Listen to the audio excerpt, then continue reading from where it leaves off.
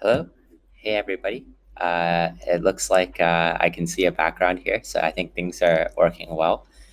Really excited to have everyone kind of tune in today in our first live, I guess what's this called, StreamYard with Impossible Finance. So for those of you who may not be super familiar, Impossible Finance is a decentralized incubator, launchpad, and swap. And we have the absolute pleasure of having Bruce from OpenSwap, our first external launchpad that we're conducting on Impossible Finance. Welcome, Bruce. Hey, Calvin. Thanks for having me here today. Yeah, thanks for running all the way back home to get the solid recording location. Yeah. This is my first time using this tool, so hopefully all things go smoothly. But as all things go in DeFi, I think we always find ways to figure things out. So We're all adaptable, right? Yeah, that's the name of the game in the DeFi space. yep. But yeah, Yeah. so really happy to be able to take some time today to chat with you. Would you mind sharing to the listener audience a bit more about OpenSwap? Yeah, for sure. So OpenSwap started about a year ago at the time during the summer of DeFi 2020. That was when the Uniswap was getting a lot of traction, especially with the AMM pool concept. That kind of revolutionized the way DEXs work, and it still is the core piece to a lot of the DEXs that are out there today. At that time, we were seeking to solve two primary issues. One was slippage that happens in AMM pools, and it's not only limited to AMM, but the centralized exchanges with the order books also have this issue for large trades, and impermanent loss is the other issue that we seek to solve. So we started working on a concept called liquidity queues, which is a new way of putting liquidity in on chain to offer liquidity to swappers. So the initial concept was to provide a spot price swap, so to solve that no slippage issue, and that's kind of how we started. But as we dove into the space a lot more, we learned that there were a lot more problems in the DeFi space, and we learned that the liquidity is like super fragmented and it's all over the place. And it keeps getting worse because new chains pop up and liquidity is on these different chains. So OpenSwap has evolved a lot since then. Liquidity queues is what we started with, but now our team's primarily focused on providing interchain swaps. So we want to get these liquidity queues on the multiple chains and then eventually provide end-to-end swapping solutions between different chains for users to make it easy. Amazing. Yeah. I think you gave us a lot of interesting topics to chat about today. I think Impossible is really lucky to be able to see you guys kind of go through this entire process of journey from, I think back in 2018, you guys were looking at things like MPC and some other very high technical barrier topics, I'd say. So we won't go super into detail here today with this audience, but that it was really amazing to see a team like you guys go from our early whiteboarding sessions. I remember like crossing off different things and talking about all the different kind of issues that existed even at that stage of DeFi, and now we've obviously grown even more. But it was just really cool to see you guys go step by step to see what are the things that are those pain points and how can you kind of chip away at each one of those. So, I think that maybe that's a good segue to talk about those liquidity queues, as you mentioned.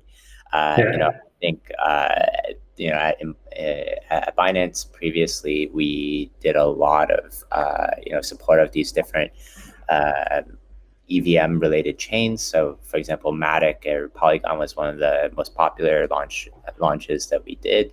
And obviously we also launched the BSC ecosystem. So you obviously kind of started out, I believe, actually on Ethereum. And then that you take a look at some of the BSC space, especially because of how many of these new swaps were popping up. Obviously you have like a mainstay like a Pancake, but then also some smaller players that would capture some some retail flows. And so especially when all these different projects, we don't really know which new ones are popping up, that having one place where you can go and visit and see all those prices across all these different swaps on a certain chain is super helpful. And so obviously I think people are very familiar with the aggregator concept, right? That they've seen some of these like 1inches, Matcha, Open Ocean, and now some of these portfolio providers like the D-Banks and Zappers and so on and so forth, they show off a lot of these different prices for each of the different platforms. How do you think liquidity queues plays another interesting role in this type of everlasting hunt for the best prices on DeFi? Yeah, so it's nice that you mentioned the DEX aggregator. So we actually started developing our DEX aggregator to show the different liquidity. Again, a lot of liquidity kind of gets lost, and like you said, it's hard to find that liquidity. So we provided a DEX aggregator kind of as a gateway for our liquidity queues, so people can compare prices of all the different AMM pools that are out there. And then when we release our liquidity queues, we believe our liquidity queues will have some of the most competitive pricing. The reason for that is because we always, for spot queues specifically, they will always execute at spot market prices. So what we do is we take a reference price. So initially, the price Oracle price feed that we would use is the integration with Chainlink oracles. And then from there, we actually have and I know you were really super excited when we talked about the secure adapter protocol, which is the way our price adapters work on the OpenSwap platform, where these price adapters get voted in by our decentralized governance portal. So any developer can kind of make these price adapters, and we provided this secure adapter protocol framework for them, where they could add what we call circuit breakers, and these circuit breakers kind of help protect the users of the swap. So it's kind of these swap time checks to make sure that the swaps are safe. So at the base layer, we would have like kind of a security score mechanism to make sure that the smart contract is audited. Other circuit breakers are kind of trade size limits. And also, as you know, working with oracles is always a little bit tricky. So we also take a cross check against AMM pools to make sure that the deviation between the oracle price provided by Chainlink does not deviate too much from, say, a pancake swap price. And if that blows through the threshold, we don't allow the swaps to go through. So it's kind of a way for us to protect users to make sure that there's no issues with the swaps. Yeah, so I guess the best way to explain liquidity queues is, I think with spot price queues is that think of it as a line at a grocery store, right? So what you have is as people put liquidity into these queues, it's kind of in a FIFO manner, like first in, first out. And so everyone's kind of lining up and to sell their liquidity or provide their liquidity to the swappers. The taker side will nibble away at this liquidity queue, and that's the concept. And so the first type of spot price queues that we want to offer is what we call spot priority queues. And what happens is they could use OpenSwap tokens and stake it into their queue order. And from there, by staking more OSWAP, they can jump the queue and kind of prioritize the liquidity to ensure that their liquidity gets used up first. So that's nice for users who want to kind of exit their token position very quickly. And of course, in our case, the transaction fees, if the swaps are against your liquidity queues, then you take the transaction fees for the swap. So it's not shared like an AMM pool. Yeah, so those are the main differences. And with that framework, all these different ideas and feedback from the community kind of allowed us to develop more newer queues and newer versions of queues. And so the liquidity queues have evolved a lot since then, based on feedback from the community. So one of the nice feedback that we received is that some users wanted to have specify the range in which the price range in which their liquidity is active. So we added what we call spot range queues. So again, the swaps will go at spot market prices, but the liquidity provider can specify the price range of where they want their liquidity to be active. So that's kind of a nice option for them if they had a specific price target for their liquidity. They could do that as well. And once the spot market price reaches that level, then your liquidity will be active and people can swap. So in this case, OpenSwap staking is a little bit different. So instead of prioritizing your liquidity here, what you're doing is the more OpenSwap you stake into your queue, then you get a higher portion of the fees as a reward. So it's a little bit a different mechanism here. And then from there, we have other liquidity queues that we've come up with. One of them is peg queues. So this is good for projects that want to peg their coin to a specific stable coin. So say you wanted your Calvin coin to be 5 USDT at a fixed price. You could also set that. Again, all you would have to do is create a price adapter with this fixed price, and then create a proposal on our decentralized governance. And then from there, you'll be able to set this fixed price for your token. And then the newest one that we're super excited about, and actually started from you, Calvin. I remember we had this conversation about, hey, can queues actually provide like a guaranteed buyback for projects? And so, and the answer is yes. So we could actually create these queues where you can set kind of a future date where a project owner can specify a specific price that they'll buy back the tokens. So say a project is IDOing, they could say, oh, we'll buy back the tokens 30 days from now for 90% of the IDO price.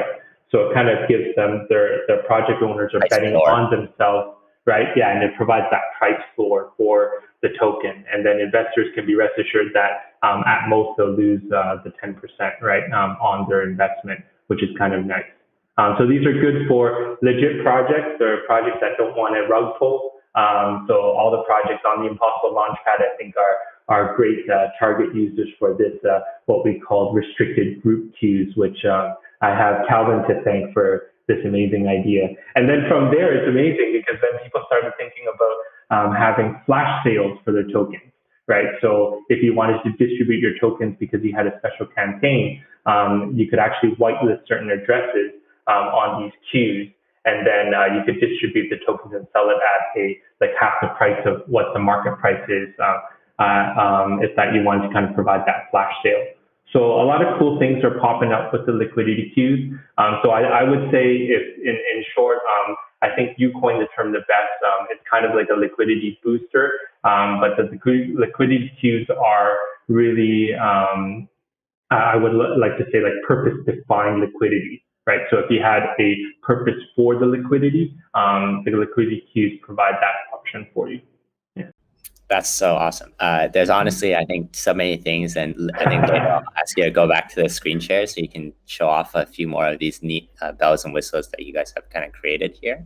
But I think I do want to first talk a little bit more about these different new ideas. So, Impossible obviously loves working alongside project teams to work on a very product-first kind of approach, because we do think that in the long run, if you have a product that resonates with the user, all of the other things will take care of itself, right?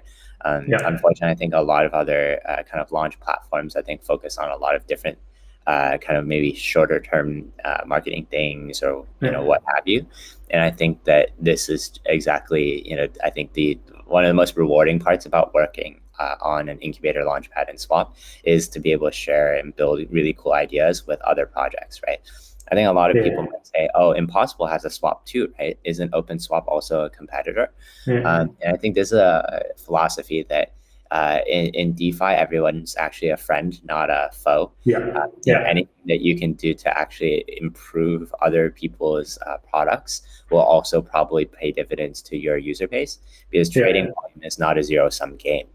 if different markets are more liquid, there's more arbitrage opportunities, there's more places where people can access these tokens. It's actually a win-win for all projects, adjacent to the project that, receives some support or help, right?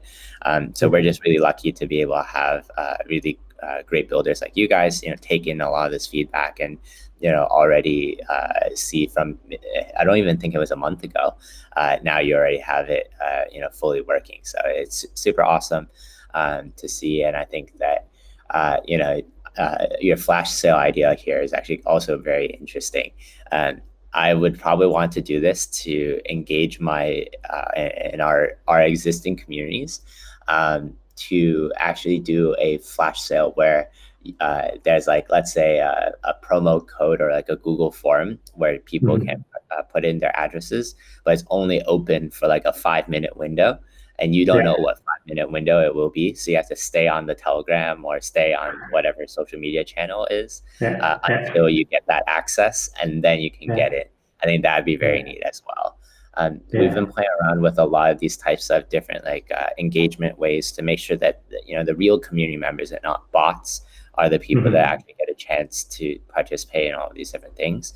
And so I think that you're onto some very interesting kind of solutions here, because of being able to use these types of more, I'd say, typically heavy finance concepts, right? Not every average Joe has heard so much about liquidity queues, right? But you guys have done a great job in explaining stuff, whether it's a grocery checkout aisle, right? Or it's something like trying to use your bridge troll there. You want to show off your little bridge troll and his little warnings sometimes on the interface as well. So if there's anything that is a little more complex, you guys have really made sure to dumb it down and then make it accessible so that people can really have a much more supercharged experience in trading in the DEX world. Maybe similar to some of the strategies that they've done on, maybe something like Uni V3 or centralized exchanges. But it is, pretty, I think, unique to see all of these different bells and whistles on brand new DEX. So I'm super excited. I do see a prompt here on the screen here that the IDIA staking campaign to earn allocation into the OpenSwap Launchpad will start on August 26th, which is in 2 days. So really, really excited to be able to showcase OpenSwap with you guys.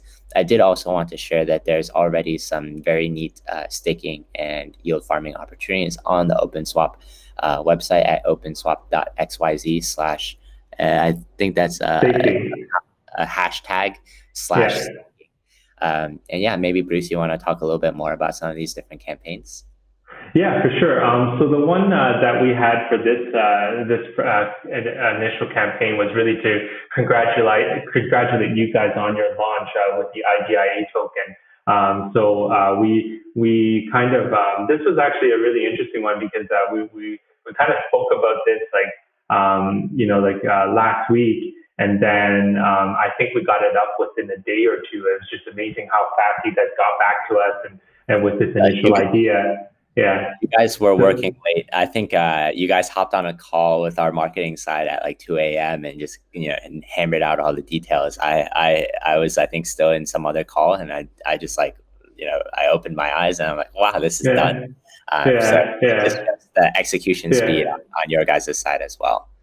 Yeah, so it's a really interesting concept, because we actually didn't think about staking LP tokens in our staking protocol, because for us we were more looking towards it's kind of fixed staking rewards, where you stake in one token and then you get back the same token, similar to the way Binance staking works, is how this is designed.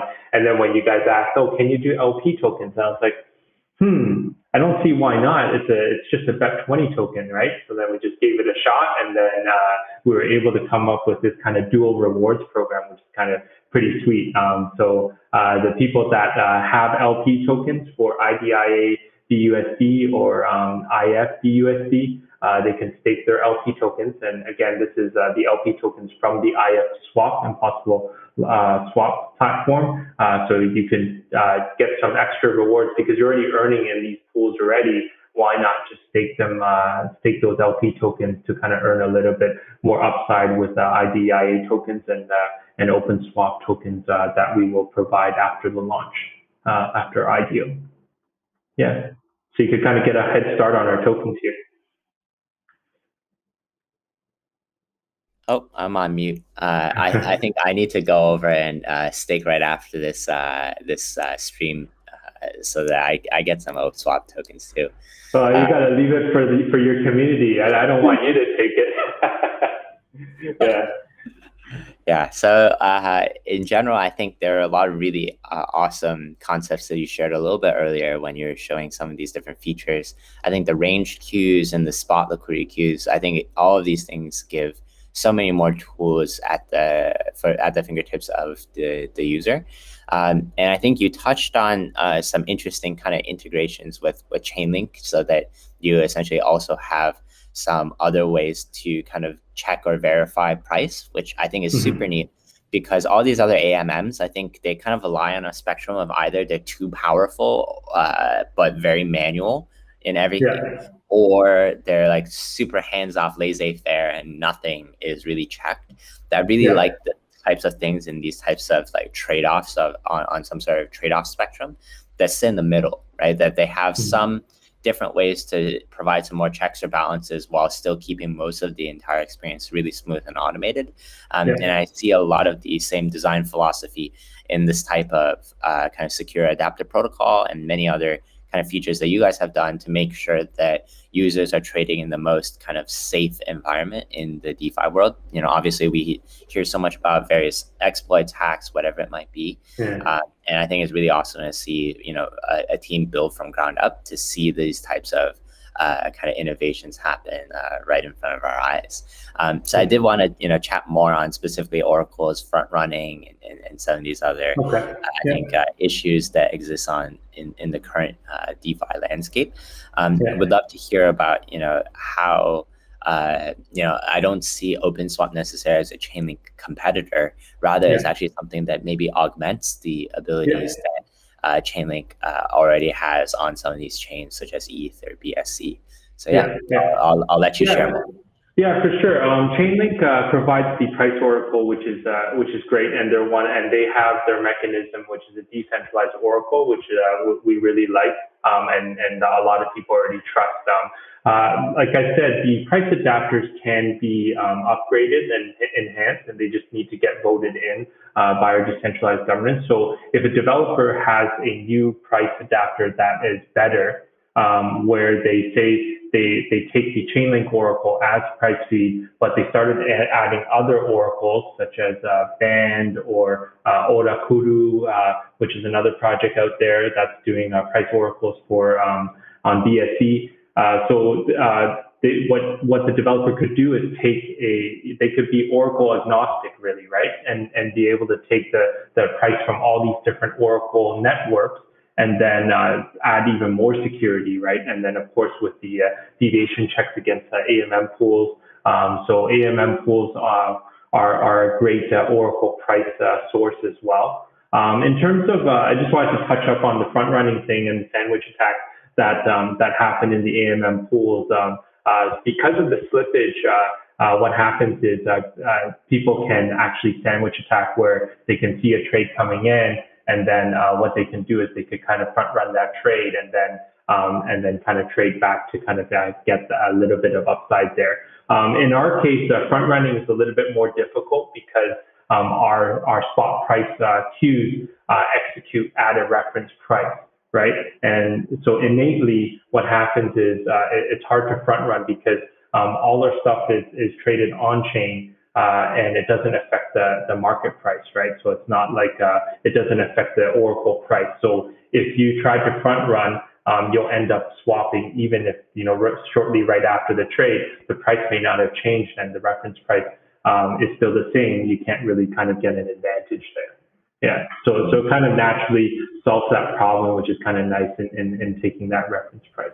Yeah, for the swap. Yeah, I think that's super, super neat. And I think especially in this like kind of wild west, or well, I think what's it called, the dark forest of MEV and so on and so forth. Yeah. I also think that in the liquidity queues, there's also a very interesting concept that's very similar to some of the MEV designs that have popped up in Ethereum of the last few weeks.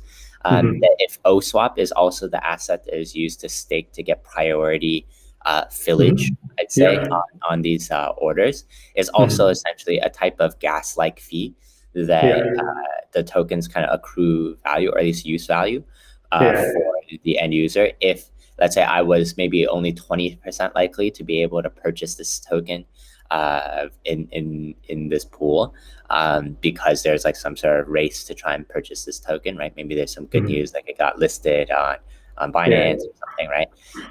That in that moment, OSWAP may be actually the most valuable asset to try and get a very large trade executed in those kind of crunch time moments.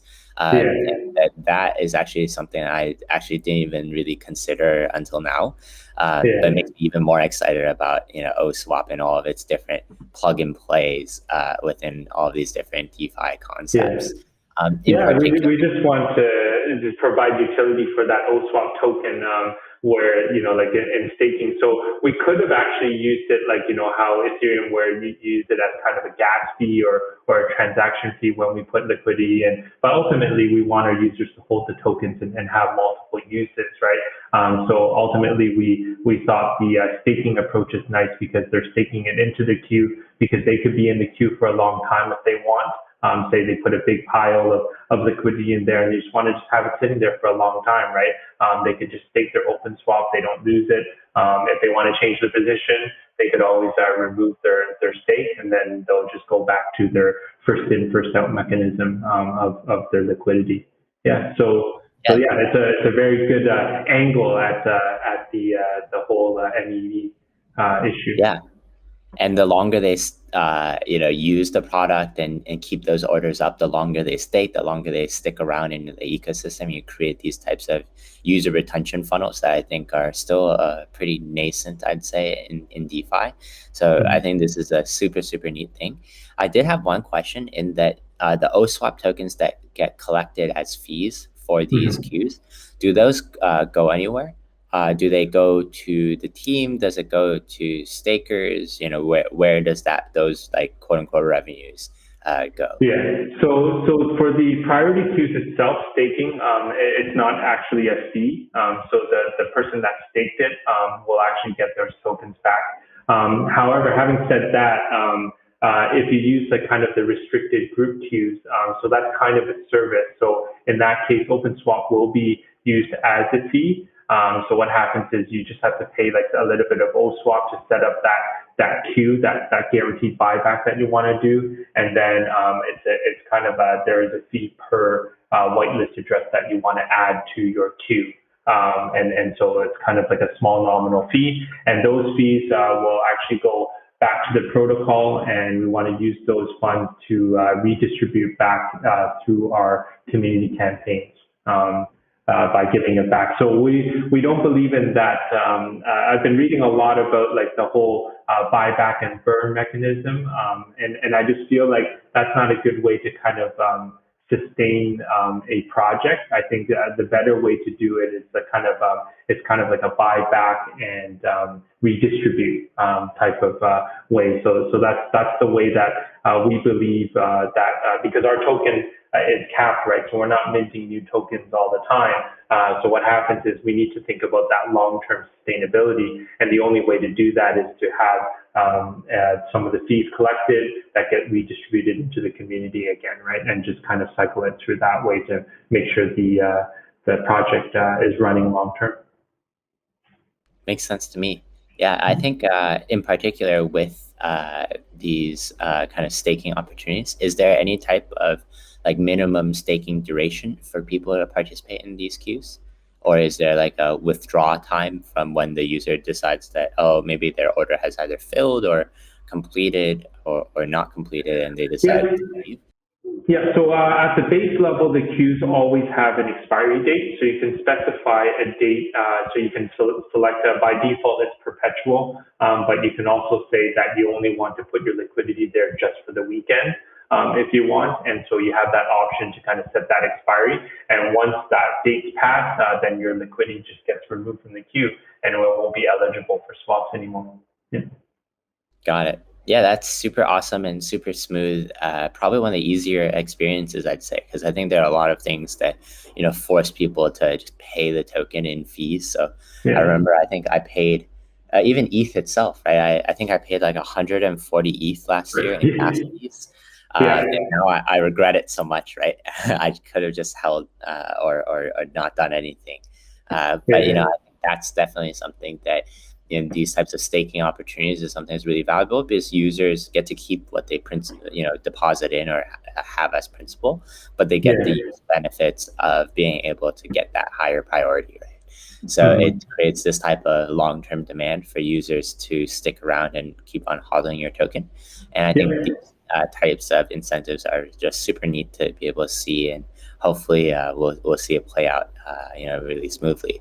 I think, there's obviously a lot of these different types of features. So Bruce, I'll let you kind of share if there's any other interesting features that you're really proud to roll out to kind of DeFi users. Maybe you want to show the product again. Yeah, so one of the things that we really we're really happy about is we've developed this what we call the hybrid smart router. So again, we don't want to really compete against the AMM pools out there, the DEXs that are out there, because they really do that super well already, right? And they have deep liquidity pools. So what we thought was what would be a better way to do it is see if we can kind of leverage those pools in a way, right, for our swaps. So what we've developed is a hybrid spot router that so for certain, if you're familiar with AMM pools, what you'll notice that a lot of the AMM pools will be pairs that are, like, say for PancakeSwap, a lot of the pools that have BNB on one side have really deep pools. So it's like token paired to a BNB pool. But whereas the same token paired with a stable coin tends to be a lot more shallow. And the reason for that is really because of the whole impermanent loss issue, right? So liquidity providers don't necessarily want to kind of put their money into the tokens that are paired against the stable coins because of the impermanent loss. So what happens is for the PancakeSwap, what they'll do is they'll try to kind of do a multi-hop approach between two AMM pools. So in our case, our hybrid spot router will be able to do that as well. It can hop between the AMM pools. But if there is a spot queue, which we know typically has the best price because it's swap market price, and there's no slippage, what we can do is route that AMM pool liquidity out and then feed it into our liquidity queue to kind of provide that second hop for a more efficient swap. And our transaction fees are a little bit lower. We want to kind of be closer to the centralized exchanges with a 0.1% swaps against the liquidity queues. And also with the no slippage on that second leg, we feel that hybrid smart router would be kind of a nice way for people to get more return on their swaps, right? When the AMM pools are not sufficient with the multi-hop approach. So where the queues that are effective is typically when it's paired with a stable coin. So when a token is paired with a stable coin, so this diagram shows that description perfectly. So on the left, you'll see the typical way of having the AMM pools where it would kind of do two hops. And so what happens is you'll end up paying 0.25% on against the two pools. And then you're also subject to slippage depending on the size of your transaction. Whereas our hybrid smart router will take the one side with the AMM pool, and then we'll feed the second leg that we support with the liquidity queues, because most of ours will be pegged towards a stable coin. Our queues would be against a stable coin to kind of provide that second leg so that they would have no slippage on one of the pools that they're swapping against. So they'll get a little bit of more return for their swaps. So from here, the hybrid smart router. So our goal is really kind of launch this hybrid smart routing with the liquidity queues on multiple chains. So we're starting on BSC. and then we'll get on Ethereum and all the layer 2 stuff.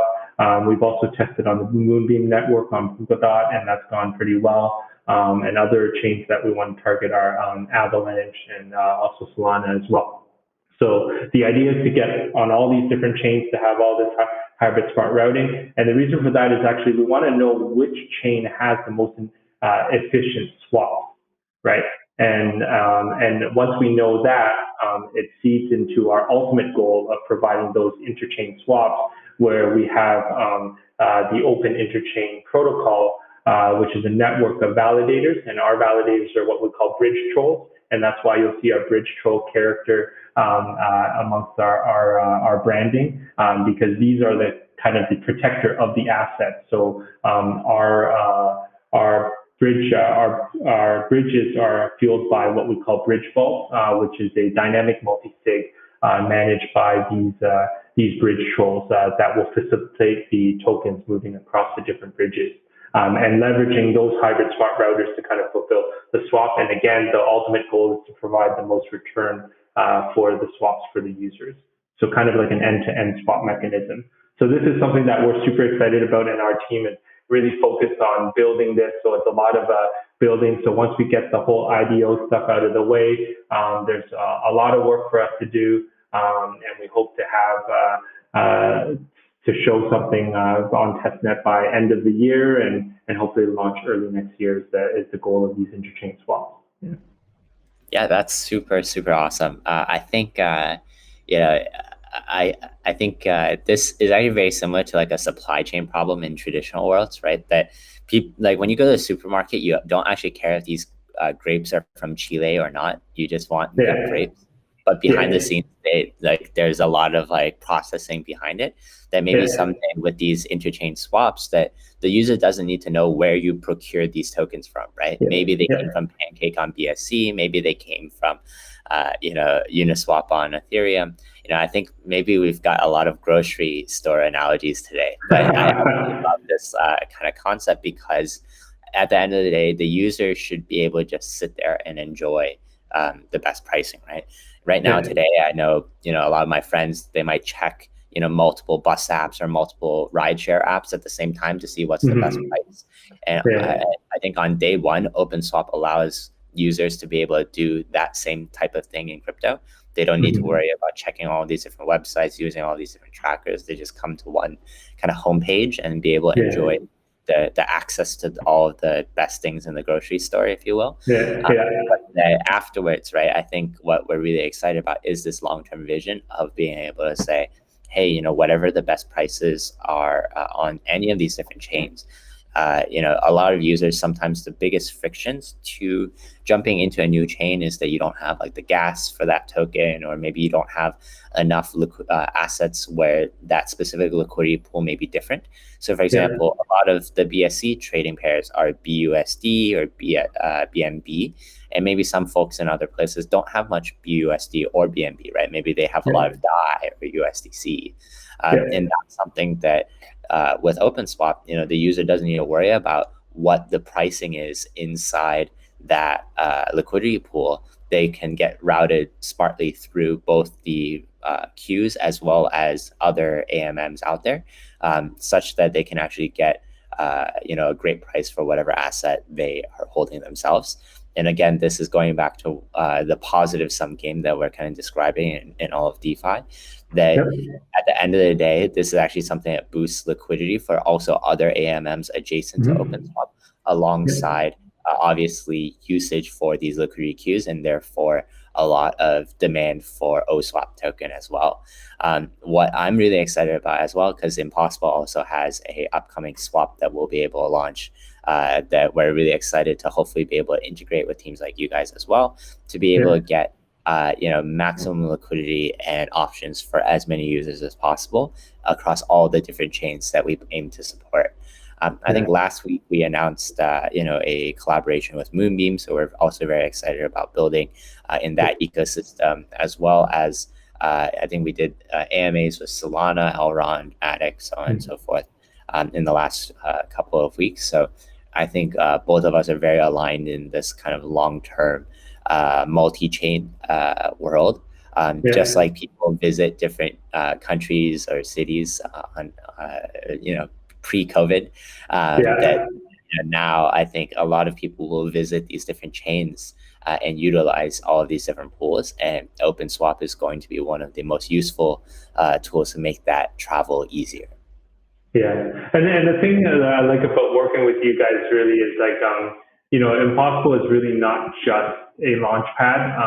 You guys are really true partners, and you guys are true builders. And the fact that even though a lot of people are excited about our IDO and launching on your platform and everything like that, I trust that like our partnership spans longer than that, and we'll be building together for years to come, and that's really what excites me the most, is that you're not kind of like get the token launch and that's it, move on to the next one. You're actually going to be working with us and for the long term, and I feel that that's very unique for launch pads out there.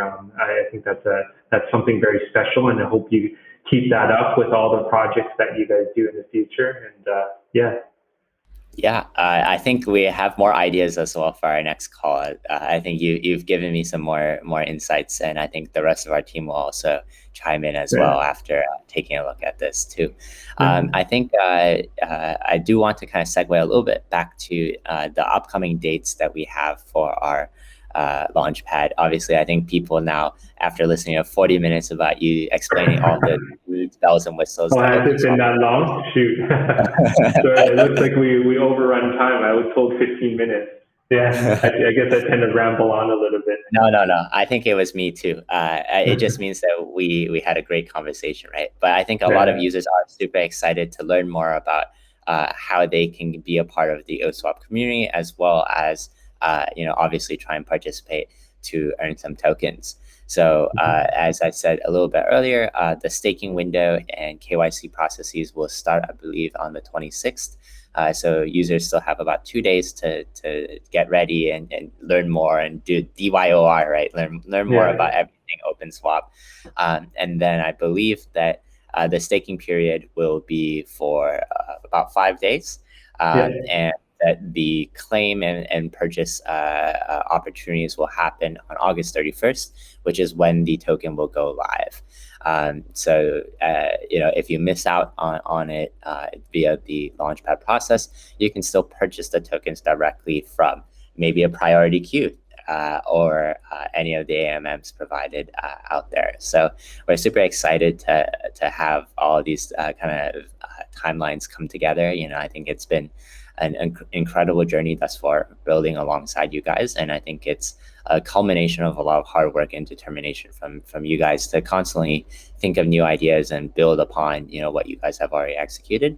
And I'm just super excited to be able to share this as one of our first opportunities for our ecosystem of Impossible Finance as well. Yeah, thanks to your team, really. I mean, a lot of I love the sessions that we have. Whenever we get together, we have these kind of incubation ideas, new product ideas that come up just in our meetings, and I feel like we could spawn off all these other different projects in the future. Really, just from the conversations we had, I just wish we both our teams had the bandwidth to kind of focus on these, and I always feel like maybe if we can get the community to kind of join in on some of our meetings in the future, and then take the idea and build with it, we'd be happy to support that. That's the beauty of this space, right? Yeah.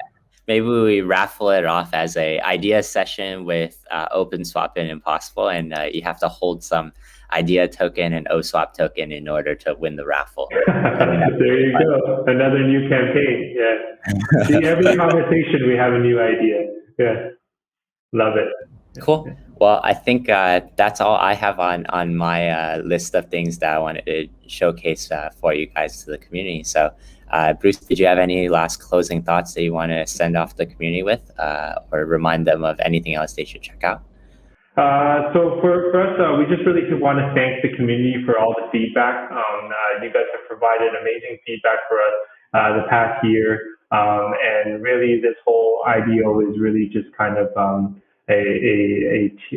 community, a really reward for everyone, and I hope that you guys will participate in the IDO as well. and be part of our community, because again, the OpenSwap token, well, we didn't really mention it on the call, but the core piece is, it is our decentralized governance token. So if you want to kind of vote in on issues or set the risk parameters of our platform, having these tokens is also a way to kind of provide guidance to the project and direction to the project. So we're super excited, and thank the community for all the support. Awesome. Well, it was absolutely a blast, Bruce. Really appreciate you taking the time today. I know you've got plenty more product and dev calls for the rest of the day, so we'll let you get back to building more new stuff. And it was really awesome to have you as our inaugural guest on this stream, and we hope to hopefully have you back on this sometime soon. Yeah, hope to be back soon. Thanks for having me today, guys. See you. Thank you. Bye.